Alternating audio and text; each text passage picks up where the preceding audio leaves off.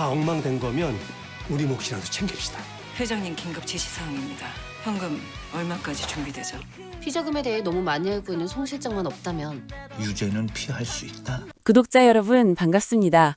오늘도 1997년 여의도의 뜨거운 심장부로 여러분을 안내할 드라마 언더커버 미스 홍 15회 리뷰 시간이 돌아왔습니다. 이번 회차는 그야말로 폭풍 전야를 지나 거대한 해일이 한민증권을 덮친 격이었는데요. 35세의 노련한 영혼을 품고 20살 홍장미로 살아가는 금보의 설계가 한민증권이라는 거대한 성벽을 어떻게 흔드는지, 그리고 그 과정에서 드러난 인간들의 처절한 과거와 배신이 어떤 파장을 불러일으켰는지 지금부터 아주 세밀하게 파헤쳐보겠습니다. 지난밤 금보를 덮친 환한 섬광의 공포가 가시리도 전에 성주란 실장이 보낸 달수 패거리가 금보의 아지트인 울랄라 통닭을 습격했네요. 금보를 납치하려는 일촉즉발의 상황에서 모두를 놀라게 한 인물은 바로 주방장 춘섭이었죠. 평범한 요리사인 줄 알았던 그가 사실은 과거 택견 고수였다는 반전이 드러나며 금보와 함께 화려한 무술로 하수인들을 제압하는 장면은 정말 카타르시스가 느껴졌습니다. 하지만 진짜 충격은 그 이후였죠. 현장에 남겨진 하수인의 얼굴을 본 노라가 사시나무 떨듯 떨기 시작한 것입니다. 노라는 어린 시절 겪었던 끔찍한 납치 사건의 기억을 떠올렸네요. 당시 은주라는 이름을 썼던 노라는 바로 그 하수인에게 납치될 뻔했으나 지하실에 숨어 겨우 목숨을 건졌던 아픈 과거가 있었습니다. 더 비극적인 건 딸의 몸값을 줄 수 없다며 버텼던 아버지 강필범의 냉혹함이었죠. 이 사건으로 어머니 최인자는 강 회장과 이혼하고 미국으로 떠났고 노라는 다시는 은주라는 이름을 쓰지 않게 되었다고 고백했네요. 금보는 노라의 슬픈 사연을 듣고 숙연해졌고 어린 보미는 노라의 손을 꼭 잡아주며 시청자들의 가슴에 먹먹하게 만들었답니다. 송준하는 물리적 압박이 실패하자 비열한 여론전을 시작합니다. 기자들에게 금보의 배임 행위를 허위로 제보해 울랄라 통닭을 아수라장으로 만들었죠. 장사가 불가능할 정도로 몰려든 기자들 때문에 금보 일행은 궁지에 물리는 듯 보였습니다. 하지만 금보는 이 위기를 기회로 바꿀 준비를 마쳤네요. 금보는 노라에게 들은 납치 사건의 단서를 쥐고 최인자를 찾아갔습니다. 송주란과 하수인이 함께 찍힌 사진을 보여주며 이들이 강명희 사장의 죽음과도 연결되어 있을지 모른다는 날카로운 추리를 던졌죠. 노라 역시 위험할 수 있다는 말에 최인자는 결국 마음을 움직입니다. 최인자가 강 회장을 찾아가 성주란을 몰아붙였지만 강 회장은 묘하게 송주란의 편을 들며 상황을 무마하려 했네요.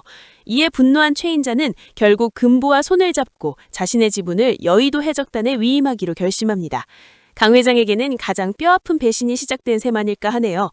금보는 제2대 주주로서 강필범 회장과의 정식 회의를 제안하며 압박 수위를 높입니다. 하지만 송주란 역시 만만한 상대가 아니었죠. 그녀는 고복희를 횡령 혐의로 엮어 긴급 체포되게 만드는 잔인한 반격을 가했습니다. 철창에 갇히는 복희를 보며 노라는 극심한 공포에 쌓이고 말았네요. 노라는 자신도 복희처럼 잡혀갈지 모른다는 두려움에 휩싸여 나에게 아무것도 기대하지 말라며 울부짖으며 치킨집을 뛰쳐나갑니다.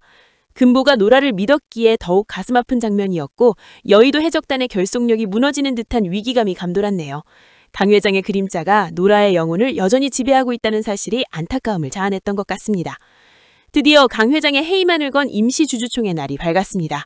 강 회장은 정문에서부터 명담 확인을 핑계로 알벗과 해고된 직원들의 입장을 원천 봉쇄하며 치졸하게 대응했죠. 하지만 금보의 히든카드는 바로 정리해고된 소경동 부장이었습니다. 소 부장은 해고된 고위직 동료들을 이끌고 주총장에 난입해 강렬하게 항의하며 분위기를 주도했네요. 그러나 투표 결과는 냉혹했습니다. 해임안은 끝내 부결됐고 강 회장과 송주란은 승리의 미소를 지었죠. 곧바로 이어진 노라의 사직 취임식은 강 회장의 왕국이 더욱 공고해졌음을 알리는 축제처럼 보였습니다.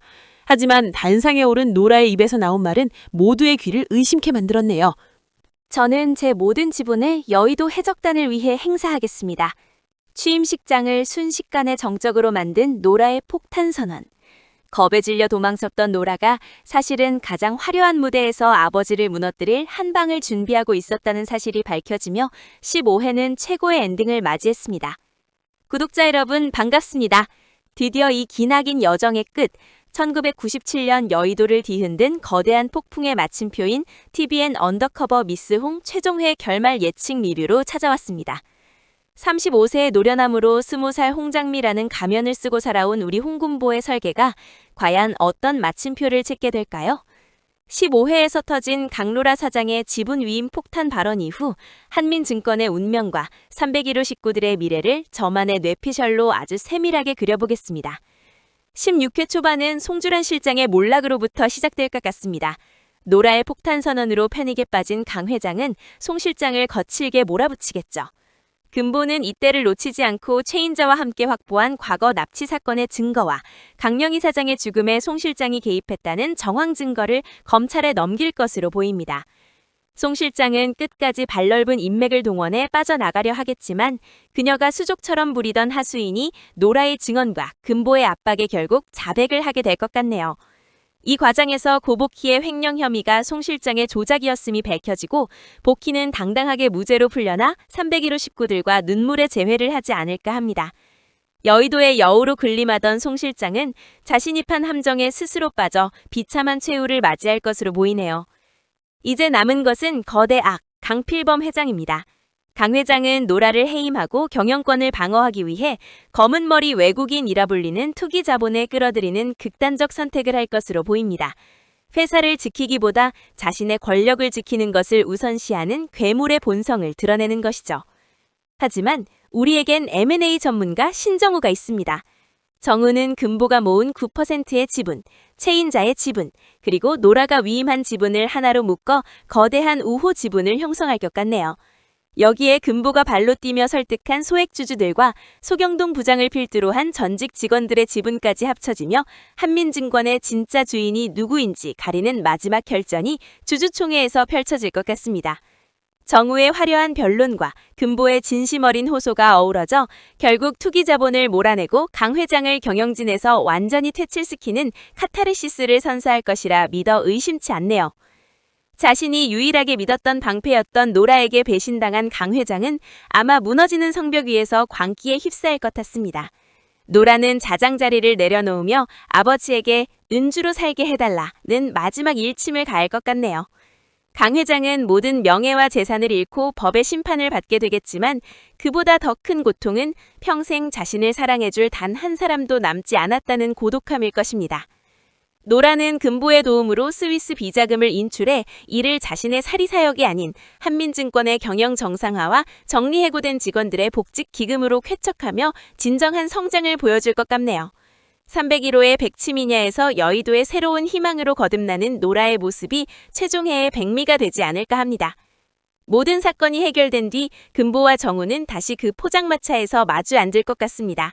정우는 이미 금보가 평범한 20살 홍장미가 아님을 알고 있죠. 금보는 정우에게 자신의 진짜 정체에 대해 직접적으로 말하진 않겠지만 35사의 내가 당신을 만났다면 어땠을까는 말로 여운을 남길 것 같네요. 두 사람은 연인을 넘어선 최고의 비즈니스 파트너이자 동지로 남기로 약속할 것 같습니다.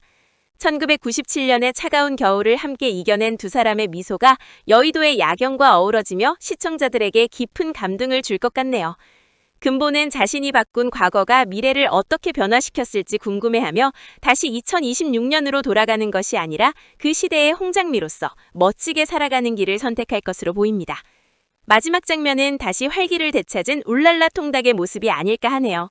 복직된 소경동 부장과 직원들, 그리고 이제는 한민의 대주주가 된 금보와 복희, 미숙과 보미, 그리고 택견고수 춘섭까지 모두 모여 시끌벅적하게 잔치를 벌이는 모습 말이죠. 금보는 보미의 머리를 쓰다듬으며 자신이 지켜낸 이 행복이 얼마나 소중한지 다시금 깨닫게 될 것 같습니다.